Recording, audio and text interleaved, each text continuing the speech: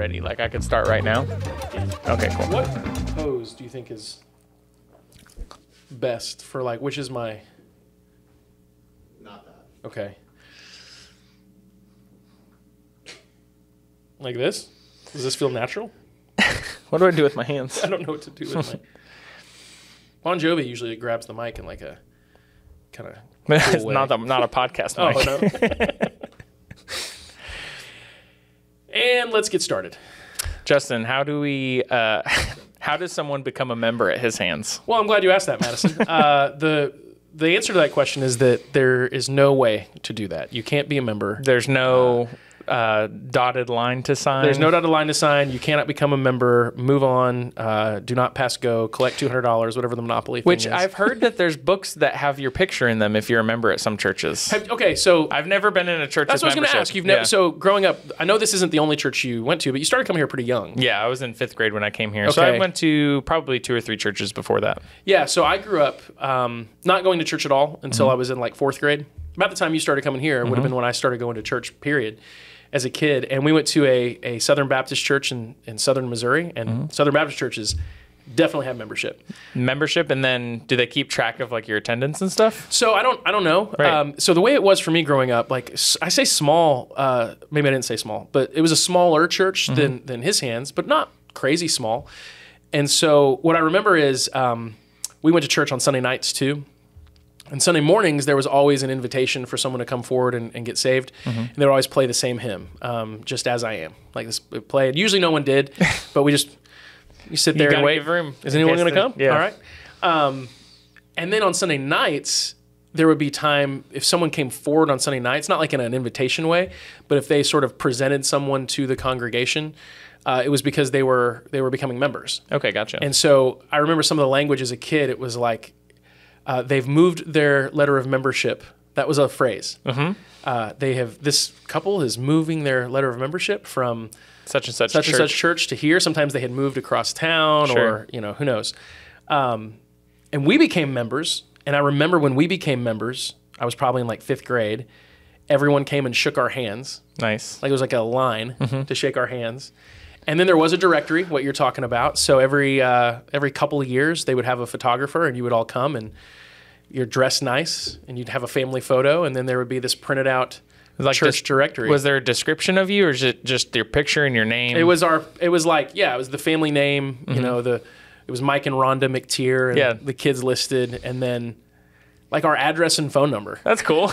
Like you could. So if you're like, hey, what's that guy from church? What's his name? You could go to the front desk. You could go open up the book. You could. I'm pretty sure you got a copy of the directory. Oh wow. I mean, this was that's awesome. This was the late '90s. That's Technology cool. Like was really bumping. It was a phone book with pictures, and like you probably had to pay to be in it or something like that. Like to pay for it. I don't know, because it's pretty expensive to print out. Yeah, like if you buy, you could buy it. You could buy it. That's probably what it was. Yeah. It wasn't like a scam, but so membership was sort of a big deal. You became a member. I don't think they kept track of. Maybe they kept track of attendance. Sure. But what it did mean was that the church's membership number and the church's attendance number were very different. So you could say, oh, we're a church of 800 members. Right. And what that means is you have 800 people that at some point have become members, but maybe 400 of those people are like, I haven't seen them in years. Okay, gotcha. But it didn't, you know what I'm saying? It could also be the other way, where if you are experiencing growth as a church, you have double attendance and half membership because they might not be involved. Yeah, that's true. It could be. I don't think that's typically the way that it went. It's like a forever number that just gets bigger and bigger and bigger. How many members do you have? And so, and His Hands has never had membership. Yeah. So, what's the rationale there? Maybe it's like what's the pluses and minuses of membership might get us into the rationale on why we don't have membership. Sure. So I'll say this on the front end. A couple of years ago, maybe 5 or 6 years ago, I actually thought really hard about adding membership to His Hands. Like I had a serious, multi-month long mental debate.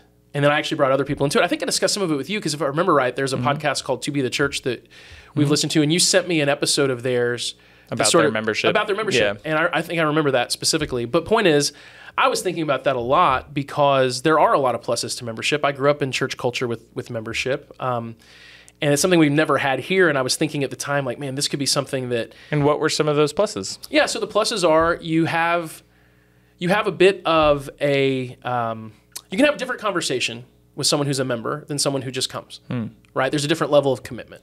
And so if you don't have membership, you actually don't have people making official commitments to your church, right?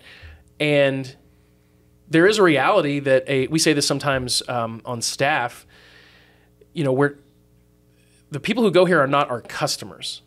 Now, we love everyone. We want to serve everyone. We want to meet people's needs, and we want to do everything with excellence and make it great. We're always working hard on how to make check-in faster, or how to, you'll talk to me sometimes, hey, the line for checkout in the youth area has gotten a little out of hand. If we change where we put things, and if the treehouse kids check in over there, it'll, Right. Those are customer service type things. We're trying to make the experience better. But at the core, the people who are part of our church are not our customers. It's not a group of people that we're just trying to keep happy. A church is a group of people who have come together under the banner of Jesus, and should be working together to accomplish whatever that church is given to do, right? Whatever God has called that church to do, and to do it well. And so membership is more about commitment. And if you have people who are members, you can say, hey, if you're a member, this is sort of what we need you guys to step up. We need you guys to help with this. Now, if you're not a member, then, So it provides a platform for like accountability. It's accountability, absolutely. And some churches, I know churches, even locally, I'm friends with guys on staff and pastors who very big into membership. And to the point, I know a church that if you wanted to become a member, first you have to interview with like multiple elders of the church. And it's like we'll see. And if you go through all those steps, then you become a member. And I think part of that, so there's like the accountability thing, and there's probably realities of giving, realities of attendance, just things that it's serving. Like it's serving. 100%. Yeah. So a lot of churches will say, well, if you're a member, we expect you to give. Where you wouldn't serve. Ask that to a non-member in the same way that you ask it to a member. But then I think too, it's like we might be on the outside looking in and be like, that's a very intense process, interviews, et cetera. And I don't know all of the details of what that looks like, but it also is probably a really easy platform for community. Like you said, your whole church lined up and shook your hand, which as a kid might be really weird, but you also get a sense of like, okay, now everyone knows Mike and Rhonda and Justin and all the siblings. And it's like, they get to know that. So I guess there is that level there's positives. No, absolutely. There are positives to it. A lot of churches that I really love and respect, even non-denominational churches do membership. And so there are a ton of positives. And that's why a few years ago, I was like, man, what had happened specifically was, and this is normal, like it's normal at any church with or without membership, where there had just been some people who had been here for a long time and then they left, and it wasn't like some giant scandal. They just, they left. And I remember thinking like, man, it's so crazy how you could be here for a decade. Right. And be like a involved person, and then you leave and you're not, it's like, well, I never said, I've never made a commitment, you know what I mean? But in my head, I probably saw this person specifically as like a committed person. I guess they were. It got me wrestling with things. And, I'm the second guy to lead the church, not the first. And so part of my job in this position, being the second person, I'm not the one God called to start the church. So I have to constantly weigh and discern and pray and think through what needs to stay the same and what needs to change. There are things that our founding, pastors started that I need to preserve at all costs. And I have to figure out what those things are. And these are the things where we say, this can never change. And then there's other things that I have to go, that was for a time and a season, but I don't think it was the right thing forever. Or that didn't go well, and we need to make adjustments. And so I have to kind of always, what needs to stay the same, what needs to change. And sometimes there's things that I probably would have done differently had I been the person that God called to start it, but I'm not. And specifically on that note, like a filter I have is if it would change the culture of the church, okay? Like seriously change our church's culture. If I'm going to make a change that would do that, I better be really clear. Like I better have really heard from the Lord on that. Because there's changes we can make that are just logistical. There's changes that we can make our style. But man, something that would fundamentally change the culture of our church, I need to be really certain about that. And so I never got to that point with membership. I felt like it would change the culture of our church. I've never had membership before. Adding that would, and I just didn't have that. These are the positives. These are the negatives. At the time, I probably liked the positives because it felt it felt certain, right? Yeah. Members, okay, now you're a Members member. do this, yeah. Correct. But it was like, nah, that's not for us. So what were the negatives? Negatives might even be too strong of a word. What would change the culture Yeah. drastically Well- enough for you to say, no, it's not worth it? So almost all churches that start, right? Like if you're not like a church that's been around for hundreds of years, but even Sure. when that church started, there's almost always a reactionary element to that. And so, for example, when we first started, 2005, one of the things that's never happened here in the history of our church is we've never passed a plate. Now, I think passing plates for giving is probably not that common anymore because digital is Right. almost everyone's giving with Everyone's texting. texting to give or giving whatever. But there's probably still a lot of churches that there's a moment in the service that is set aside for bringing an offering. And that's how it was for me growing up. There's a passing of the plate. Our founding pastors were really convicted that church money stuff was just kind of out of control in America, and that people just felt constantly like, you're going to go to church, they're going to ask me to give money, Right. they're going to pressure me, whatever. And so they were like, we're never going to do that. There were a lot of things like that in our culture that were just very opt-in. That was something that that Steve and Susan used to say all the time. We're an opt-in church, and membership is opt-in. It's not a forced thing. But they were just hyper-focused on removing anything that felt like pressure. Well, pressure, You know? and then there's an exclusivity. Correct. Of like, you come to a church and you're not really part of it. I think Correct. that's a feeling that they were sensitive to. Yeah, they were sensitive to that feeling for sure. And also there was just sort of an overall officialness, Right. like it's an official thing. And that's kind of our nature in religion, is to make everything official. But this is the most important thing, they were really focused on Jesus. And I think they looked at Jesus and his ministry, and it just didn't seem that official. Like his ministry didn't seem to be all right, now Sign on the thing. dotted line. Here's And- the picture moment. And you're definitely like splitting hairs here, because Yeah. to follow Jesus was a serious commitment in and of itself. People would have known. People would have known you're risking, like, you're going to be excommunicated from your religion. Family. Your family's Yeah. going to kick you out. You're going to get persecuted. So it wasn't a flippant decision, but there was just something they saw about Jesus that was very like, hey, I like you.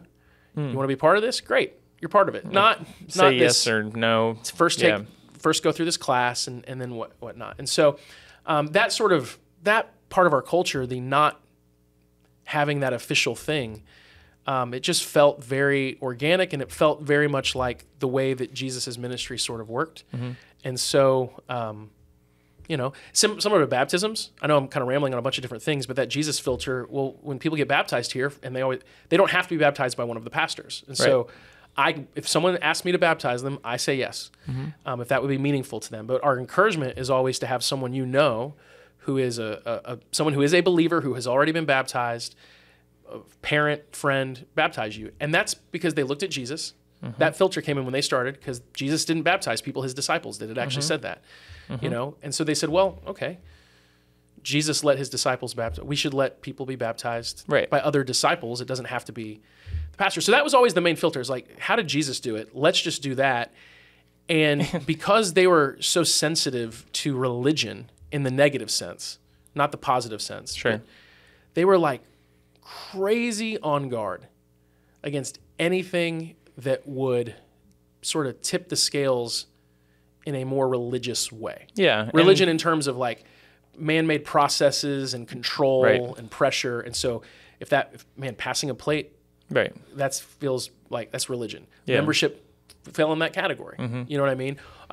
Having titles, like, I'm not Pastor Justin, I'm Justin. Pastor is my role, Right. it's not my title. That kind of stuff was all about keeping it simple, keeping it organic. Yeah. And, Yeah, and the only thing that I can think of in Scripture that it has that official sense is when they're replacing Judas as one of the apostles. right. And they so, cast lots for it. yeah, where it's like, well, we have 11 now, we needed 12. Right. Because They're- Jesus picked 12. Jesus so picked 12, so we need let's 12. make it happen. Yeah. And so, but in the church of, like, after that, there's not like this official, like, membership. There doesn't Right. seem to be a process in place. No, it was definitely probably more felt than, I mean, there's like Paul talks about how someone in the church was like way out of line. Right. So, hey, you guys need to like Yeah, and there's kind of distance yourself people there. that are known. There's known. a real community there. And community is the right word. Lord's Supper, for them was like a meal that they shared together, and that was something like being a Jesus follower in Corinth would have been your everyday life and circle would be with the other Jesus followers, right?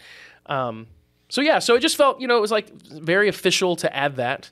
There are positives because you do have the ability to have a greater degree of accountability, but I think what's been so cool for me is I can say this, and again, lots of churches do memberships, not wrong. When I was really thinking through adding membership, it was definitely in a season where I was dealing with some frustrations that I had dealt with, being a pastor for 5 or 6 years at the time and having situations where people maybe in my mind had like, oh, they kind of let us down or whatever. It was sort of this would be a way to have more control. Right. And hopefully I have good filters where sometimes my mind goes down that path and I can catch it. Control and fear are always connected. Like we only try to control the things that we're afraid of happening. And if control or having more control is any part like a driving factor in a decision you're making, especially in a church setting, it's probably bad. Right. Because the opposite of control and fear would be like trust and faith. Yeah, that's why you're able to say, oh, that person was committed for 10 years. Why are they able to get up and go? Well, it's like, well, they're free. Correct. They're free. They're free to.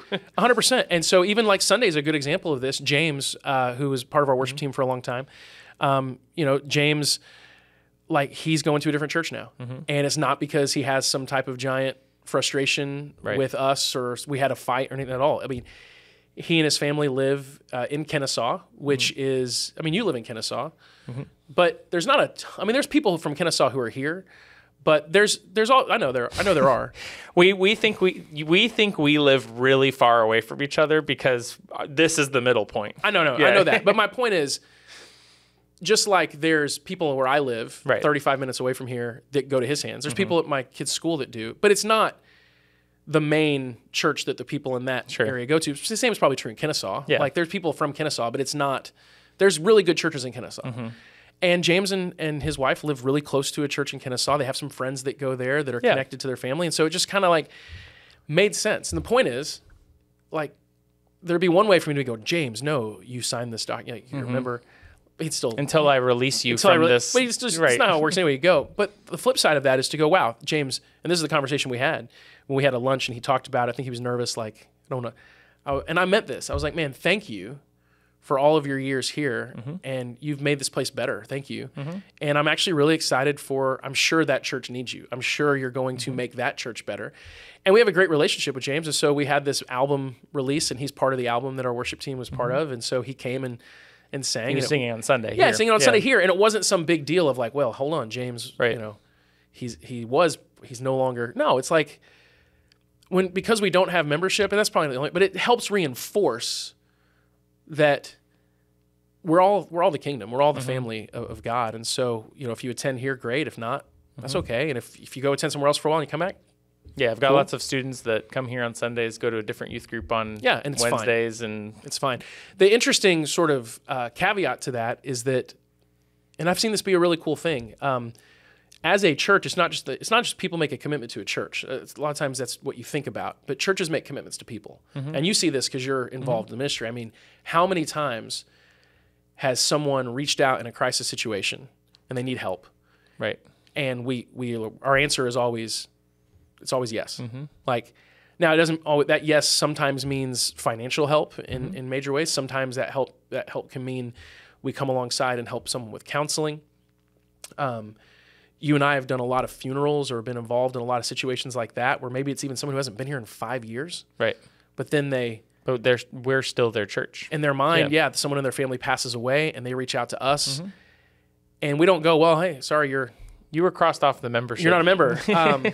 And so the interesting thing about the church dynamic is that we make a huge commitment to our people. Our heart is always that we're here for you. I think a church should be like a safety net around your family, practically, so that when you fall, when those things happen in life, that church is there to sort of catch you and pick you up. And we do that all the time. And it's not based on whether or not you're a member. Or your giving or your attendance No, we don't look at record, any of that. We say literally, if you consider this your church, if in your heart, you're like, that's my church, I mean, we're here for you, whatever. I mean, even if you weren't, like, we don't go, well, but the point is, if you're like, no, His Hands is my church, cool. Like, what can we do for you? How can we help you? And it's been actually interesting to reconnect with people sometimes after a period of years where... Yeah, 10 years later. Yeah, I've had that happen. Yeah. And, you know, students in the youth group. There was one guy, for example, that was one of my students way back in the day, a little older than you. His name was Josh. And I was really close to Josh for a while, but then he went off to college somewhere else, kind of just fell off the radar and all that. And then one of his parents passed away. And he called me, and he's like, can you come do the funeral?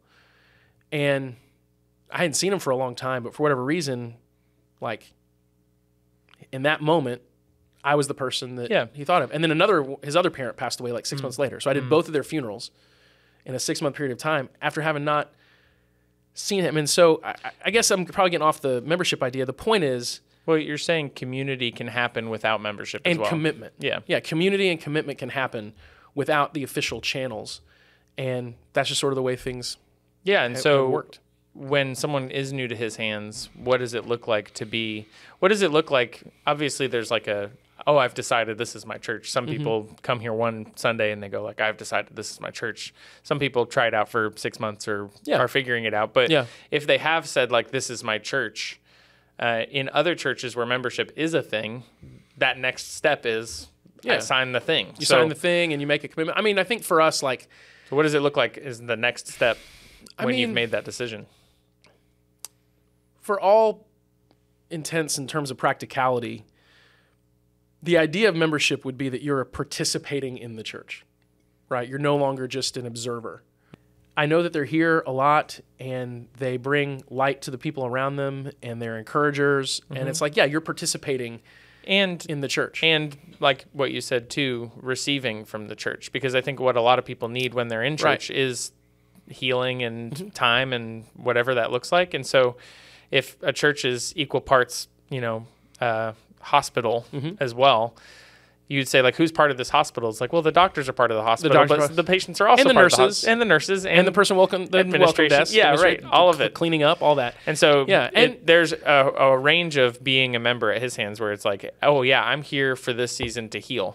Like I can't serve, I can't afford to give. It's not the season right now, whatever. It's like, well, you're still part of our church. Correct. And what I have found is probably most helpful for me is that it is human nature to draw lines. In fact, I think there was a message, you may have sent it to me, but Tim Mackey from the Bible Project was talking about how religion draws lines. And so like the Pharisees saw everyone, you're either clean or unclean, right? And Jesus, it was more about trajectory. Like you're moving toward him or you're moving away from him. And so he just had different ways. So he was kind of trying to draw who's in and who's out with Jesus, right? And it's not as clean of the Pharisees like, well, this. And Jesus, it was like this weird sort of amoeba shape because it was really more about the status of your heart. And that's how we are at His Hands. Like we don't really think in terms of who's in, who's out. We're not having meetings like, all right, move this person to the out list. They're in now. They're in again. We don't do that. But there's sort of just this felt, like you look at someone and you don't go, oh, you're in, but you kind of look at them and go, we're in this together. Like I know that you're someone who we're moving in the same direction toward Jesus, but also united by the vision specifically of what His Hands has called us to do. And this community is like, I'm growing spiritually here, you're growing spiritually here. There was a guy who got baptized on Sunday. We had a man baptize his son. His son's name is Judah. And that son, his son Judah, is my son Judah's really close friend in church. And so they get along really well at church. They're always trading Pokemon cards and stuff like that. Not so much anymore, but like a year ago. Sure. A year ago, my Judah would like freak out if he forgot his Pokemon card book on the way to church because he's like, me and Judah, we're going to trade cards. And, Matt and I, we've never really had some type of big official, are you in? Meeting. But we see each other all the time on Sundays. Our kids are both growing here. I had a meeting with Matt last week, and there was this thing we're going to do next year that I was thinking Matt would be a really good person to help with that. And he's like, yeah, let's do it. And I haven't found that not having membership gets in the way of that. Right. You know what I mean? It's just very much a community thing, community commitment without the official channels. That's how it works here. Cool. So I would say, in closing, and for the purposes of a promo, sometimes use this part. But not having membership. What I'm about to say is going to blow your mind. What I'm is about what to Justin just said. No. It's going to be so good. It's got to No, be the here's first what it thing in is. the video. So okay, so we always take like a snippet from this and we'll play it on a Sunday morning as like a teaser, like, hey, we're releasing this on But Wednesday. you knew it was coming. Well, and I feel bad for Zach sometimes because like we have a 45-minute conversation or 30 minutes or whatever, and he's got to go through that and find the snippets that will, you know, that's a lot of work. Yeah. Or I could just be like, let me kind of sum it up and use this part. But one time I did that and Zach didn't use that part at all. And I was like, oh, I did that for that reason. But how is he supposed to know? Read my mind. So to tie it all together. No. Well, this is clean. You can't laugh. It's got to be clean. Okay. So to wrap it all up, could you sum up everything that... Could you sum up everything? Hold on, let me step into like my concise... Hold on, let me step into my. If the worship team would come up, worship team, you guys can come up. That's how my brain works. Now I can close everything. No, not having membership is one of the more unique aspects of our culture. It is something very often at newcomer gatherings. People are like, I really like this church. How do I become a member? And we're like, you can't. Mm-hmm. We don't have membership. If you've grown up in church, that can almost be like, why? That's what churches do. They have membership and I want to join and whatnot.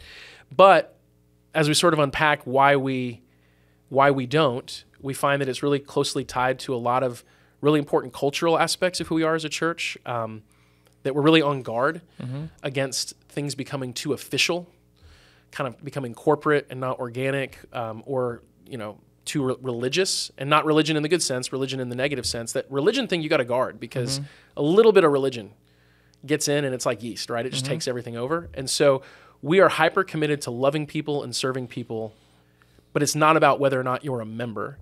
It's just about whether or not you're part of what God's doing here. And that doesn't have to be an official thing.